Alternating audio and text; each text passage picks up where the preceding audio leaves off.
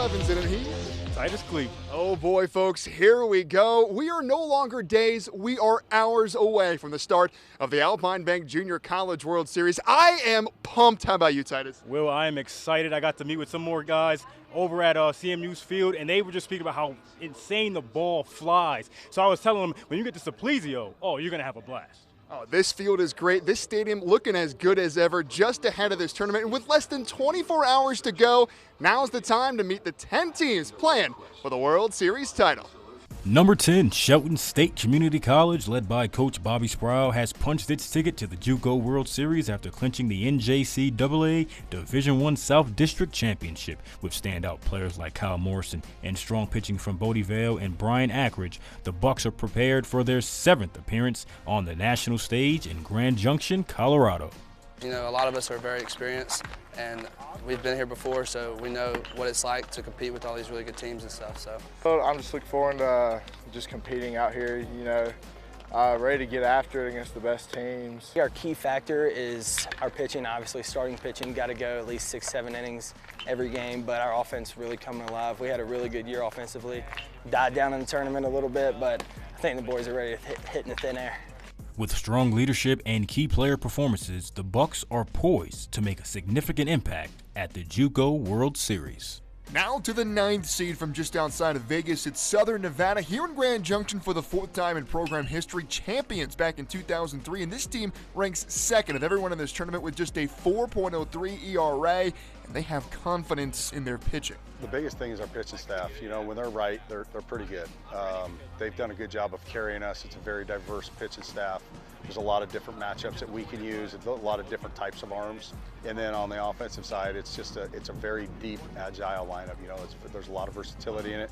There's power, there's action, there's running, there's all that different things. And pretty much all year we played solid defense. So, you know, we played well pretty much throughout the whole year, and we're hoping that we bring our A+ game here to Grand Junction and start here Saturday against Northwest Florida. We're a really gritty team. Like we always come back when we're down. So I think it's just being who we are, just playing the game one inning, one pitch at a time, and just not making it too big. Just being who we are, playing, getting the little things done, and just playing how we've been playing all year. And there's Florence Darlington Tech, the 8th seed from good old South Carolina, the East District, back at Grand Junction for the 3rd time last year in 2021. And this is a solid team across the board. Top 25 in the country in hits, batting average, and an earned run average. But really, you can just see the confidence with this Stingers team.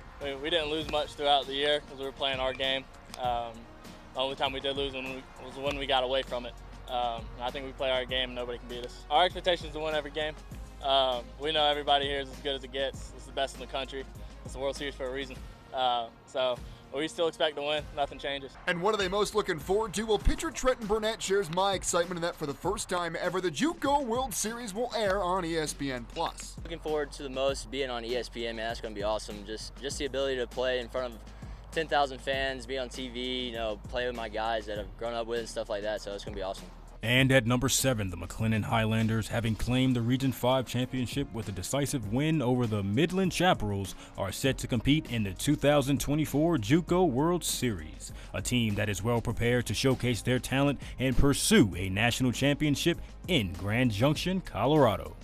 Once in a lifetime thing, you know, being out here and just being biggest sport, and then, you know, obviously winning the whole thing is huge, getting that ring. So we've done the best when we're with us, you know, not like outside of everything, and just being classy and playing our game. So the Glenn College Buccaneers, ranked 8th nationally, secured their spot in the NJCAA Division I Baseball World Series after a thrilling comeback in the Region 14 Super Regional. Under Coach Harvey McIntyre's leadership, the Bucs are making consecutive World Series appearances for the first time since the mid-'60s. Driven by their determination and strong performances, the team looks to build on last year's 4th-place finish and make a deep run in Grand Junction, Colorado. We kind of got to treat it as just another game. You know, the game doesn't change no matter what field you're playing on, no matter what stage you're playing on. You know, Coach says it all the time. It's the same game. Still 60 feet from the mound to home plate, still 90-foot bases, no matter where you are. So you just play the same game we play all season. We'll let it play out. The key factors for our team is just playing hard, winning every pitch. We didn't come this far to come this far. There's going to be a lot of good teams out here, and we're just going to have to win every pitch. And don't you go anywhere. We got the top 5 coming after the break. Into the top 5. Now the 5 seed, the Rough Riders of Crowner College, have rode into town, and they're in the World Series for the 5th time in program history here, back-to-back years in 2021 and 2022. And these guys know how to get on base. Top 10 in the nation in hits, batting average, and on-base percentage. But they've been here before. They know the competition, and Coach Lalaman believes this year's field is better than ever. You know, each team's went through their district, which, you know, all of them are very respectable this year, and, you know, might be one of the deepest, you know, field of teams I've seen in my time coming out here. So, should be exciting, you know, and it should be a lot of good baseball. You know, offensively, we got some lineup, you know, length, as we call it, you know, top to bottom, and that's been our strength all year. Big thing, I think, for us right now is, you know, the starting pitching's got to go out and be efficient and turn it over to our bullpen, who's been fantastic for us. Yeah, and there's no doubt what these guys are after. I mean, I want a ring. At number 4, the Georgia Highland Chargers, fresh off of winning their 3rd GCAA title in 4 years, have clinched their first ever berth into the JUCO World Series. With a strong performance in both regional and district championships, the Chargers aim to make a deep run in their first ever World Series appearance. From day one, he's just had us prepared for this moment, you know, one step at a time, one game at a time. But while we're prepping and practice and everything else, just getting us ready for this moment. So I don't think we're too shell-shocked to be here. You know, we feel like we're supposed to be here, and, you know, we're just ready. I think we as a team, we throw the ball well as a pitching staff. I think we can hit with the best of them as a team. I think if we keep playing our game, I think we could go out and win this thing.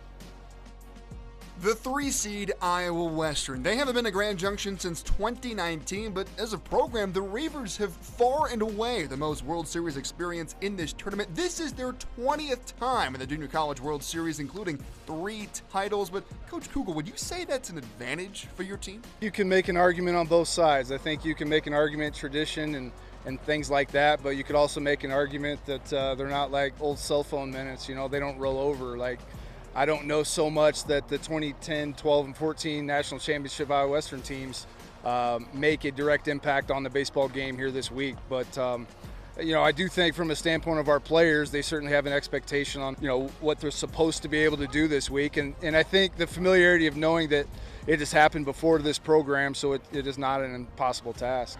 At number 2, the Northwest Florida State College Raiders secured their first South Atlantic District Championship since 2015. Under the guidance of Coach Doug Martin, the Raiders are poised to make a strong showing in the NJCAA World Series, leveraging their top-tier rankings and historical success to aim for another national title. We lost last year, you know, it just means the world for us to be back here. So, hey, we're coming for it all, coming to grind.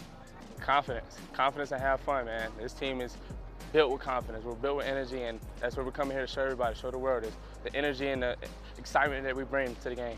Whenever I get my opportunity, just want to fill up the strike zone, give my team a chance, get some big outs hopefully, and do whatever it takes to win. Kind of flying under the radar, and then we get to postseason, do what we do, and then now we're here and just looking to continue to make a name for ourselves.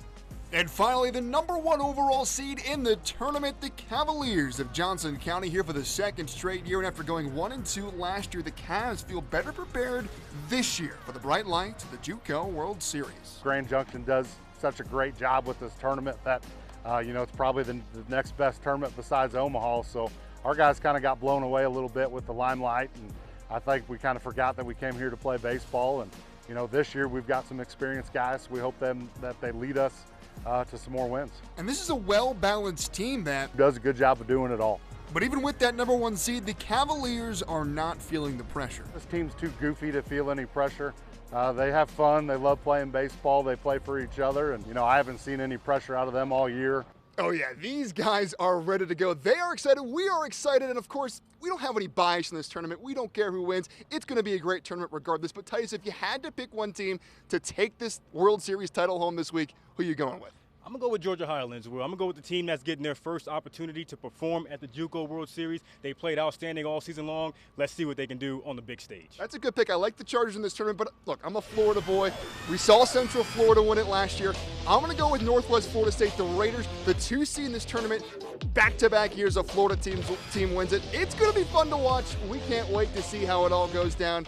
Folks, we are less than 24 hours to go until the Alpine Bank Junior College World Series gets underway. But that's all our time for sports. He's Titus Cleveland. And I'm Big Will Levinson.